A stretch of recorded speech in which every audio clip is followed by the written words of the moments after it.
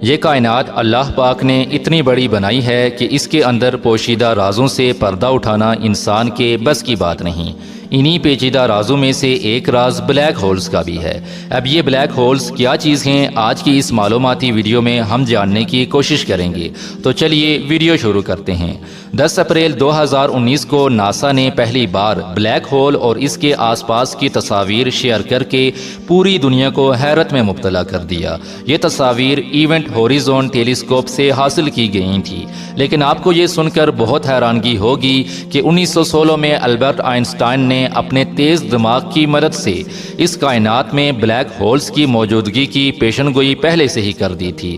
In black holes کی gravity یعنی اپنی طرف کھینچنے کی قوت اتنی زیادہ ہوتی ہے کہ یہ روشنی سمیت بڑے سے بڑے ستاروں کو منٹوں میں نگل لیتے ہیں۔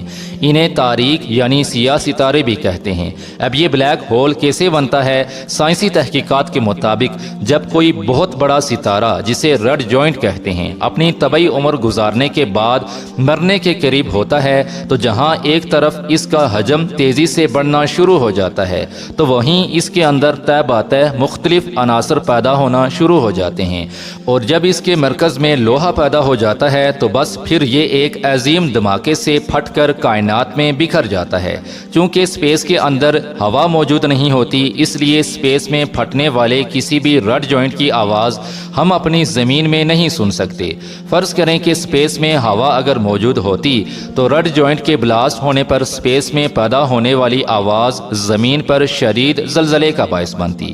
بلاسٹ ہونے کے بعد اس کے مرکز میں شدید ترین کشش سے ایک ایسا کالا بھنور وجود میں آ جاتا ہے جو بعد میں بلیک ہول بن جاتا ہے، اور اس ایک بلیک ہول کی کثافت اللہ اکبر۔ فرض کریں کہ کوئی ایک بلیک ہول کبھی ہماری زمین کے قریب آ جائے تو ہماری زمین منٹوں میں کچرے کی مانند ساری کی ساری اس کے اندر چلی جائے گی، اور بڑی بڑی کہکشائیں اس کی شدید کشش کی وجہ سے اس کے گرد گھومنے پر مجبور ہیں۔ بلیک ہولز کی موجودگی کی اہم ترین نشانی ان میں سے خارج ہونے والی وہ روشنی ہے جو دودھ کی نکلتی دھاروں کی مانند آج بھی کائنات میں دیکھی جا سکتی ہیں، اور اب یہ نظریہ تقویت پکڑتا جا رہا ہے کہ یہ بلیک ہولز ایک آسمان سے دوسرے آسمان تک کے راستے ہیں۔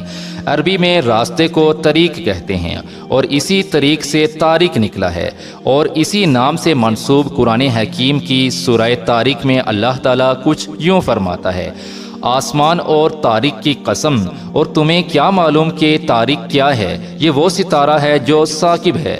ثاقب عربی زبان میں آر پار سوراخ کو کہتے ہیں، اور دودھ کی دھار کی مانند روشنی کو بھی ثاقب کہتے ہیں جو اندھیرے میں سوراخ کرتی دور تک نکل جاتی ہے۔ یعنی ان آیات میں اس ستارے کی دو خوبیاں بیان کی گئی ہیں۔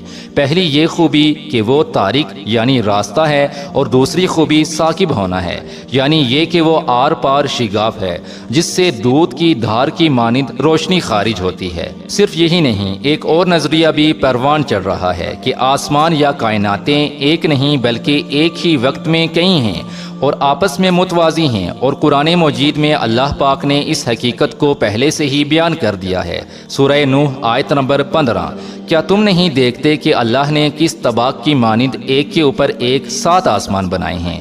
اور اب سائنس بھی یہی کہتی ہے کہ یہ بلیک ہولز تعداد میں کہیں زیادہ ہو سکتے ہیں، جبکہ اللہ تعالیٰ سورہ مومنون آیت نمبر 17 میں مزید بیان کرتا ہے: اور ہم نے تمہارے اوپر 7 راستے بنائے ہیں۔ اب سمجھ آیا کہ یہ کائنات کتنی بڑی ہے۔ یہ قرآن حکیم جس میں پریزنٹ، پاسٹ اور فیوچر کے بارے میں سب کچھ بیان کر دیا گیا ہے۔